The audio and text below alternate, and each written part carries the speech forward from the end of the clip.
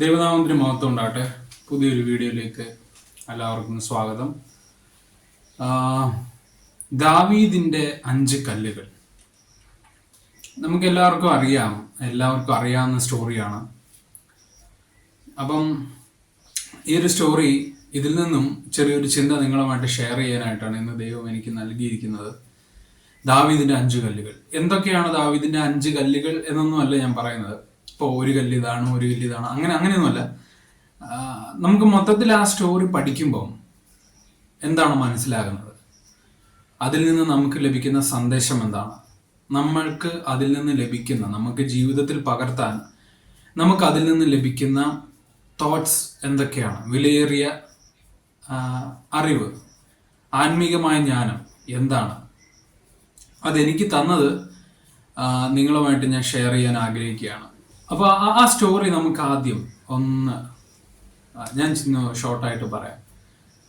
അതായത് ഗോലിയാത്ത് എന്നൊരു മല്ലൻ ഇസ്രായേൽ സേനയെ വെല്ലുവിളിക്കുകയാണ്. നമുക്ക് എല്ലാവർക്കും അറിയാവുന്ന സ്റ്റോറിയാണെന്ന് എനിക്കറിയാം. എങ്കിലും ഈ സ്റ്റോറി പറഞ്ഞില്ലെങ്കിൽ ഇത് ചിലപ്പോൾ ഇത് അറിയാത്ത ആരെങ്കിലും ഉണ്ടെങ്കിലോ, അതുകൊണ്ടും കൂടിയാണ് പറയുന്നത്.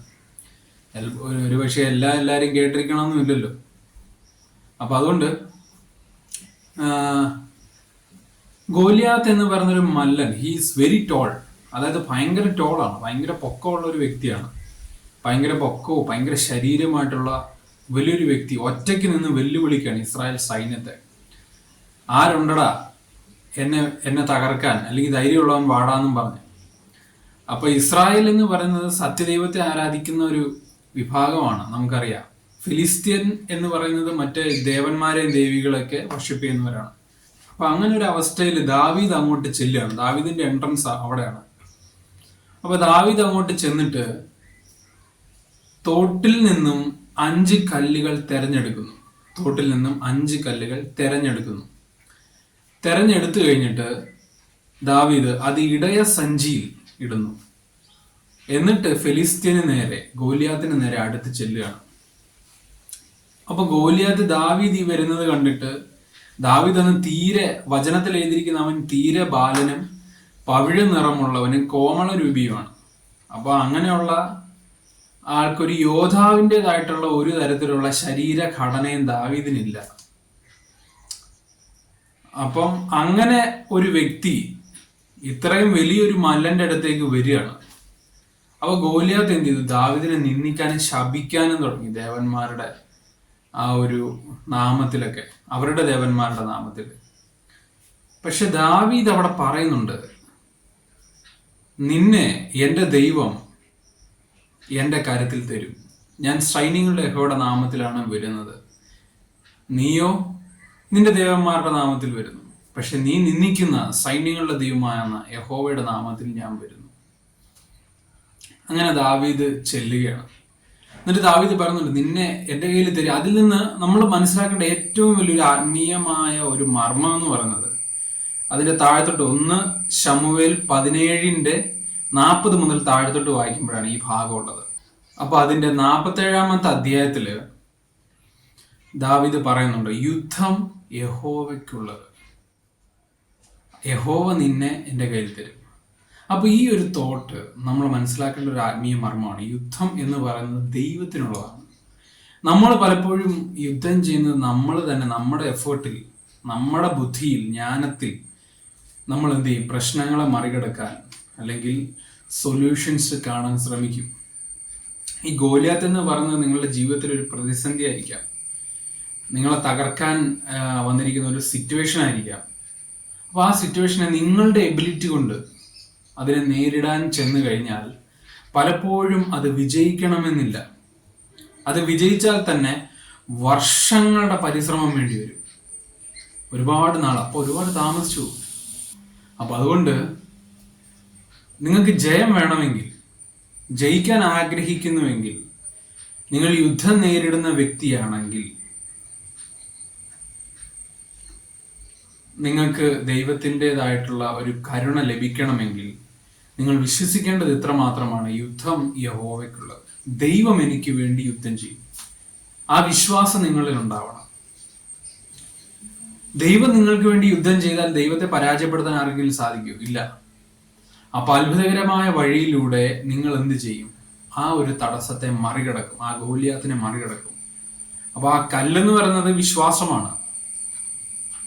വിശ്വാസമാണ് ആ കല്ല്. എന്താണ് ആ വിശ്വസിക്കുന്നത്? യുദ്ധം യഹോവയ്ക്കുള്ളത്. അതുപോലെ നമ്മളും വിശ്വസിക്കണം, യുദ്ധം ദൈവത്തിനുള്ളത്, എന്റേതല്ല. എൻ്റെ എഫേർട്ട് കൊണ്ട് ഇത് കഴിയത്തില്ല. പക്ഷെ ദൈവം എനിക്ക് വേണ്ടി യുദ്ധം ചെയ്യുമ്പോൾ എന്ത് എനിക്ക് ലഭിക്കും? ജയം എനിക്ക് ലഭിക്കും. അങ്ങനെ ദാവീദ് ജയിക്കുകയാണ്. ആ ഗോലിയാത്തിന്റെ തല വെട്ടിയെടുത്ത് ദാവീദ് ജയോത്സവം കൊണ്ടാടുന്ന ഒരു സാഹചര്യം നമുക്ക് ആ വായനയിൽ നമുക്ക് കാണാൻ സാധിക്കും. പുതിയ നിയമത്തിലേക്ക് കടന്നു വരുമ്പോൾ പുതിയ നിയമത്തിൽ പറയുന്ന പുതിയ നിയമത്തിന്റെ തത്വം, അല്ലെങ്കിൽ പുതിയ നിയമത്തിന്റെ ബേസിക് അണ്ടർസ്റ്റാൻഡിങ്, അല്ലെ പുതിയ നിയമത്തിന്റെ ബേസിക് ടീച്ചിങ് എന്ന് പറയുന്നത്, പഴയ നിയമത്തിലുള്ളത് ദാവീദ് എന്ത് ചെയ്തു? ഫിസിക്കലി ആ സംഭവം നടന്നു. പക്ഷെ പുതിയ നിയമത്തിൽ നമുക്ക് യുദ്ധമുള്ളത് സ്പിരിച്വൽ റെലമായിട്ടാണ്, ആത്മമണ്ഡലത്തോടായിട്ടാണ്.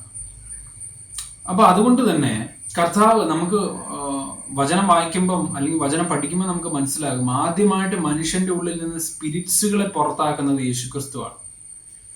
അപ്പൊ അതുകൊണ്ട് കർത്താവ് അതുകൊണ്ട് പൈശാചിക മണ്ഡലത്തിലെ ദ അൺസീൻ സ്പിരിച്വൽ റെലത്തെ ദൈവം യേശു കർത്താവ് എക്സ്പോസ് ചെയ്തു.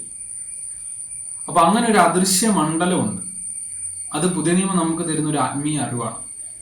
അപ്പോൾ പുതിയ നിയമത്തിൽ നമ്മൾ യുദ്ധം ചെയ്യേണ്ടത്, അല്ലെങ്കിൽ ഇപ്പോൾ നമ്മൾ യുദ്ധം ചെയ്യേണ്ടത്, നമ്മൾ ചെന്ന് തലവെട്ടിയെടുക്കുകയല്ല. ഒരു വാളെടുത്തുകൊണ്ട് ചെന്ന് തലവെട്ടിയെടുക്കുക, അങ്ങനെയൊക്കെ നമ്മൾ ചെയ്തു കഴിഞ്ഞാൽ കേസാവും, പിന്നെ ജയിലിൽ കിടക്കേണ്ടി വരും. പുതിയ നിയമത്തിൽ നമ്മൾ ചെയ്യുന്നത് ഇതെല്ലാവർക്കും അറിയാം. പക്ഷെ നിങ്ങളുടെ ഒരു എന്താ പറയുക, ഞാൻ പറയാൻ വരുന്ന പോയിന്റ് പ്രൂവ് ചെയ്യാൻ വേണ്ടിയിട്ട് ഞാനൊന്ന് പറഞ്ഞത് മാത്രമേ ഉള്ളൂ.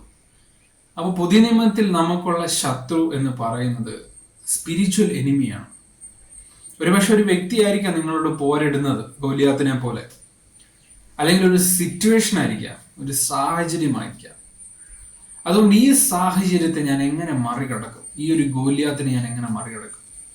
അപ്പൊ അതുകൊണ്ട് നമ്മൾ ആദ്യം എന്ത് ചെയ്യണം എന്ന് വെച്ച് കഴിഞ്ഞാൽ, ആ സാഹചര്യത്തെ മറികടക്കാൻ, ആ സാഹചര്യം ക്രിയേറ്റ് ചെയ്യുന്ന, നിങ്ങളെ വെല്ലുവിളിക്കുന്ന ആ സ്പിരിറ്റ് ഏതാണ് എന്ന് തിരിച്ചറിയുക എന്നുള്ളതാണ്.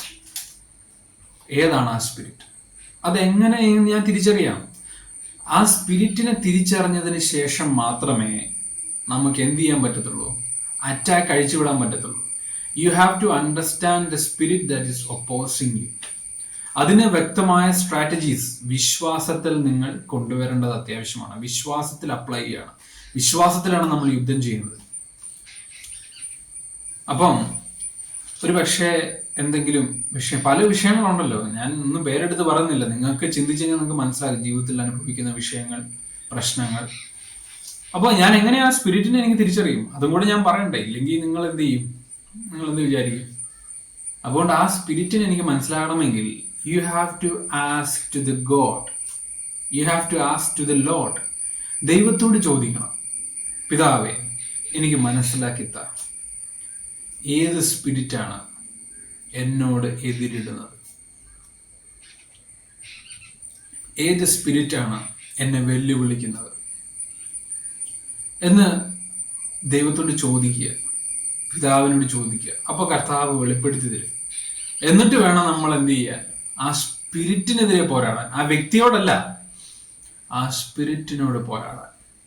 അങ്ങനെ ആ സ്പിരിറ്റിനോട് പോരാടി നമ്മൾ ജയിക്കും.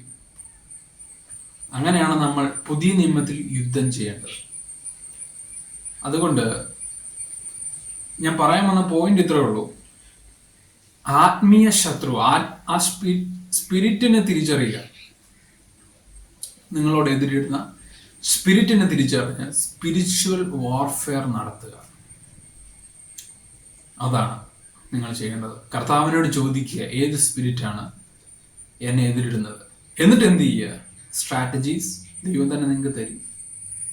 പല സ്ട്രാറ്റജീസ് ദൈവം നിങ്ങൾക്ക് തരും. അപ്പൊ ആ സ്ട്രാറ്റജി വെച്ച് എന്ത് ചെയ്യുക?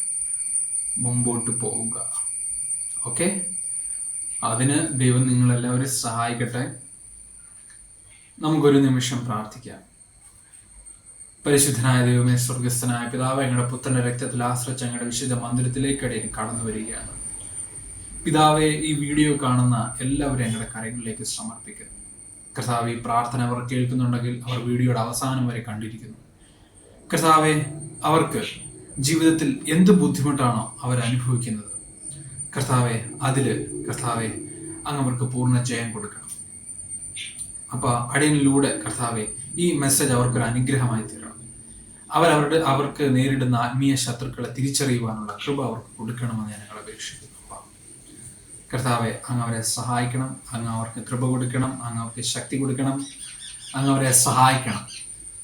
അവരുടെ എല്ലാ ആവശ്യങ്ങളിലും അങ്ങ് കൂടിയിരിക്കണം. കർത്താവ്, ഈ വീഡിയോ അവർക്ക് അനുഗ്രഹമായി തീരട്ടെ. അവരെല്ലാം അങ്ങയുടെ കരങ്ങളിലേക്ക് സമർപ്പിക്കുന്നു, താഴ്ത്തി സമർപ്പിക്കുന്നു. പ്രാർത്ഥന കേട്ടതിനായി നന്ദി. യേശു ക്രിസ്തുവിൻ നാമത്തിൽ തന്നെ ആമേൻ.